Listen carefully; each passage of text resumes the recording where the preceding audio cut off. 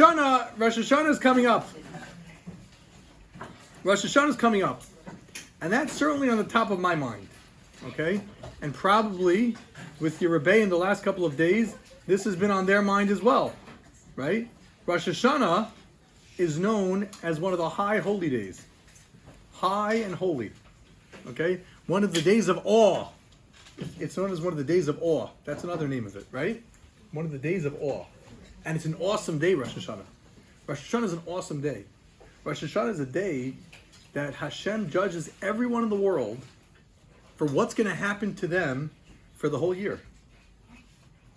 You know, you guys don't remember, or maybe you do remember. You probably do remember, but I don't know how aware you were. But a couple of years ago, right, there were a number of horrible incidents that happened to the Jewish people.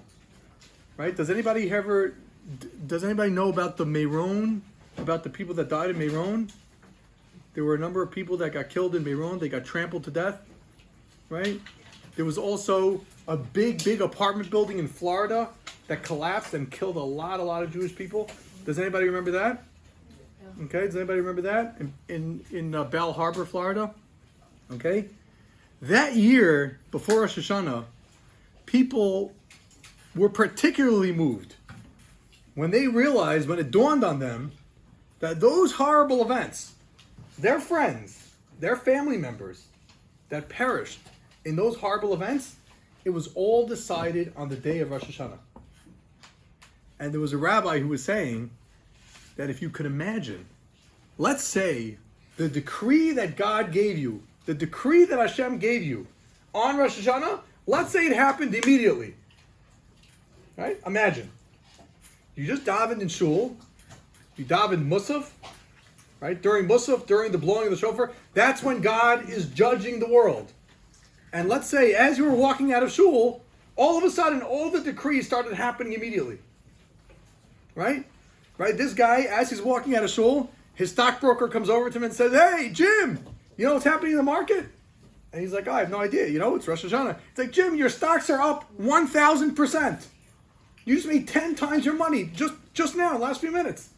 Wow. Right? Another guy who's supposed to have health problems this year, he walks out of shul, all of a sudden his chest starts hurting him.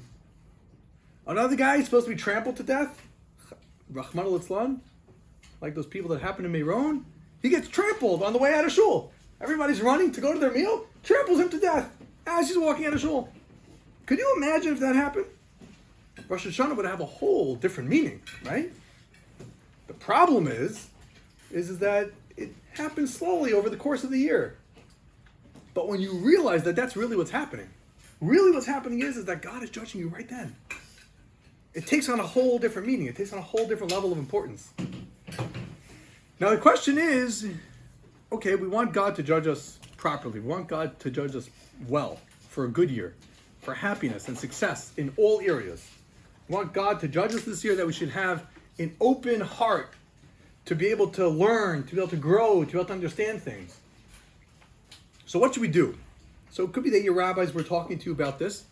What we're supposed to be doing during this time, really throughout the entire Elul, which we just started a couple of days ago, but throughout the entire Elul, throughout the entire month of Elul, a person is supposed to be thinking about how he can improve, thinking about how he can do better. You see, if Hashem sees that you're someone who's thinking about how he can improve and about how he can do better, then God says, you know what?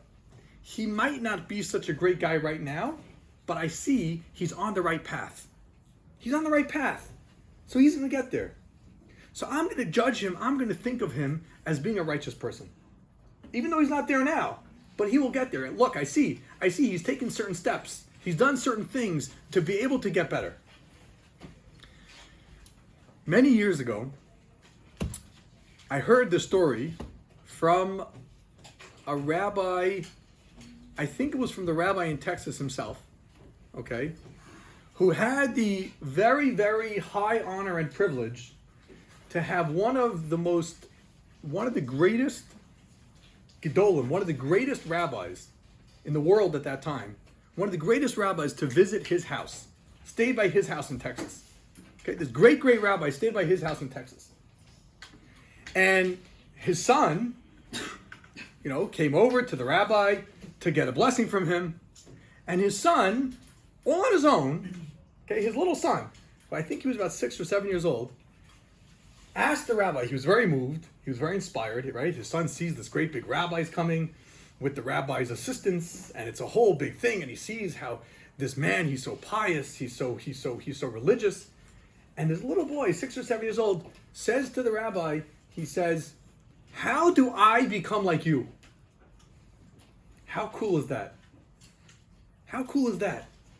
He asked this great rabbi, "How do I become like you?"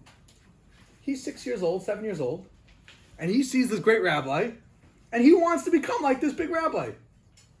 Isn't that a cool question? How can I become like you? Right? I want to become a great rabbi too. How do I do that? So the rabbi was stumped for a second. He was stumped for a second. He didn't know what to say. What do I say? Right? There's really so much you could say, but you can't tell a little 6 or 7-year-old boy, you can't tell him the whole thing.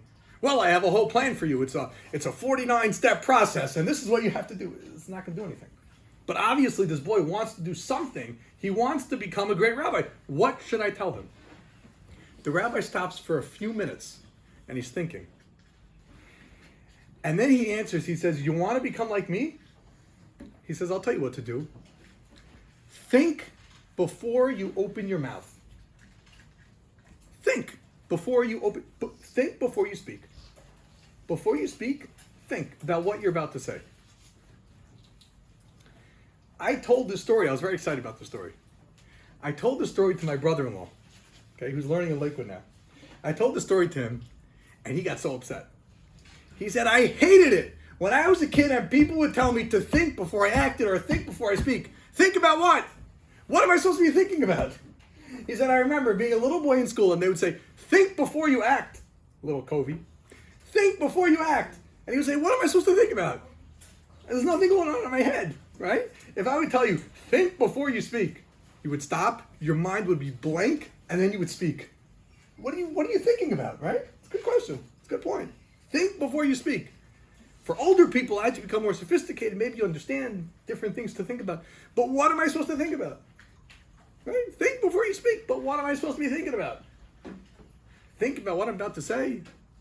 What? Like, what am I thinking? I just say the words over my head and then I say them out of my mouth. Like, what am I supposed to be thinking about?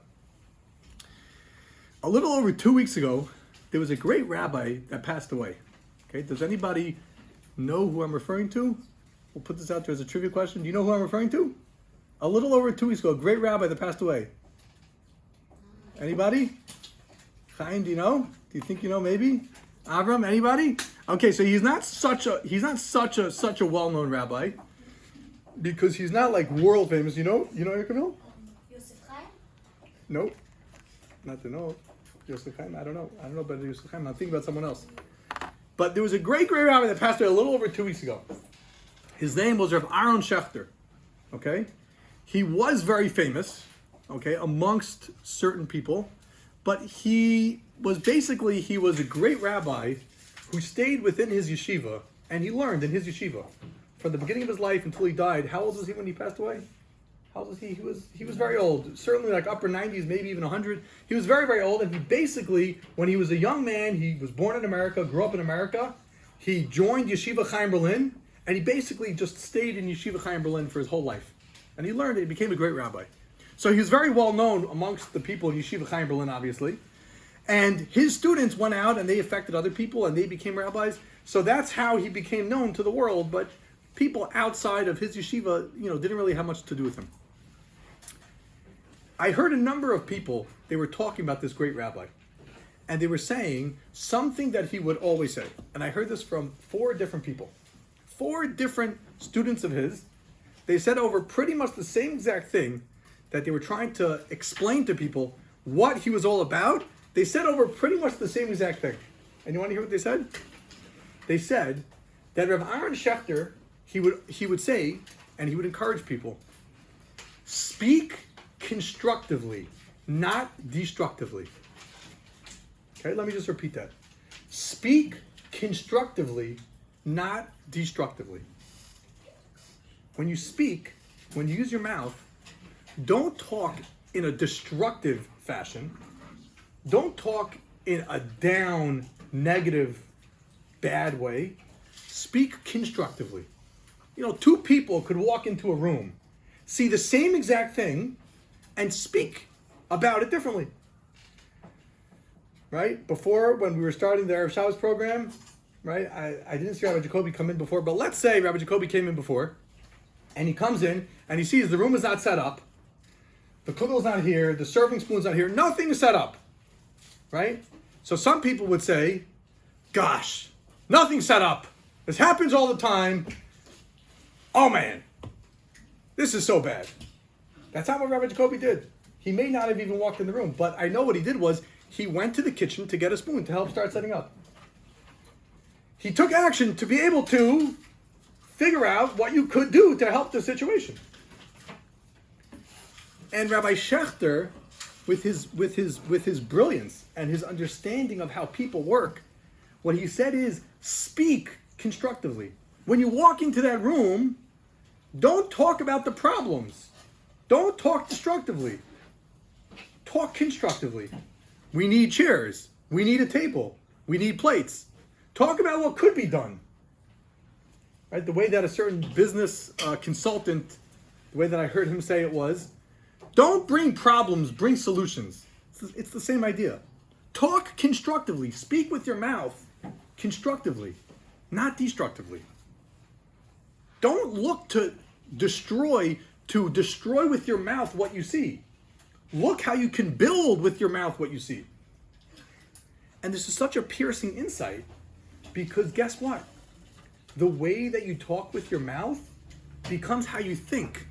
And how you think becomes how you act. And that becomes who you are.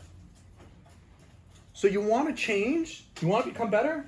Right? It's right before Rosh Hashana. We want to change. We want to become better. We want to become better people. We want to show God we're taking a step in the right direction. You know what you should do? You should decide that with your mouth, I'm going to try to talk nicer. Talk better. Talk, perhaps like Rav Aaron Schechter says, more constructively. To talk in a more positive fashion, what could be done. Not bad about all the problems. Or perhaps like the Ramban told his son famously, right? The great Ramban. Did anybody ever hear of the Ramban? Not the Rambam, the Ramban. Right? He has a commentary on Chumash, a very famous commentary on Chumash. He was a great, great rabbi. He wrote a letter to his son. And you know what he told his son? He said, talk calmly. Don't talk angrily. Why is that so important? And he explains. Because calm speech leads to a calm demeanor. It leads to a calm, reasonable way of acting. Angry, harsh speech leads to an angry, harsh person. Use your mouth to talk the right way. So the advice that I would give you guys before Rosh Hashana, you want to become better, you want to do something to improve, something concrete, something specific about how you're going to use your mouth. Everyone's at a different place. Everyone's doing something else. If somebody is using nivelpeh, which is inappropriate speech, perhaps that person could say, you know what? For this coming year, I am going to try as much as I can, and the more of a specific program that you can give yourself, the better it is. I'm going to try to use my mouth in a cleaner way. I'm not going to talk so inappropriately. If somebody else who has trouble with getting angry, which a lot of people do, I myself have trouble getting angry, and I try to work on that constantly, right? So you could decide and you could work on, I'm going to talk in a calmer fashion. And as I talk in a calmer fashion, I'm not going to become as angry. And if you're really, really great, and you really, really want to really shoot for the stars, maybe it's not for this year, maybe it's for a different year, you could take Rav Aaron Schefter's advice and say, I'm not going to talk destructively. I'm not going to say, like the Torah says, I'm not going to say that this animal is impure. I'm going to say it's not pure. To say something is not pure is more constructive. It's more uplifting than to say that it's impure. I'm not going to walk into the room and say all the problems that there are. I'm going to say what needs to happen to make it better. As you talk better, you'll see your thinking, your mind is going to work better. And as your mind works better, you're going to act better, and you'll feel better, and you'll be better. Guys, I give you a bracha. All of you should have a successful Rosh Hashana. A successful Rosh Hashana means a Rosh Hashana that Hashem looks at you kindly and judges you favorably, and says to Josh, and says to Eli, and says to all of you, I'm going to grant you a great year, a wonderful year of growing, of learning, of becoming a better person in a healthier, happier, better environment. Now we need another eighth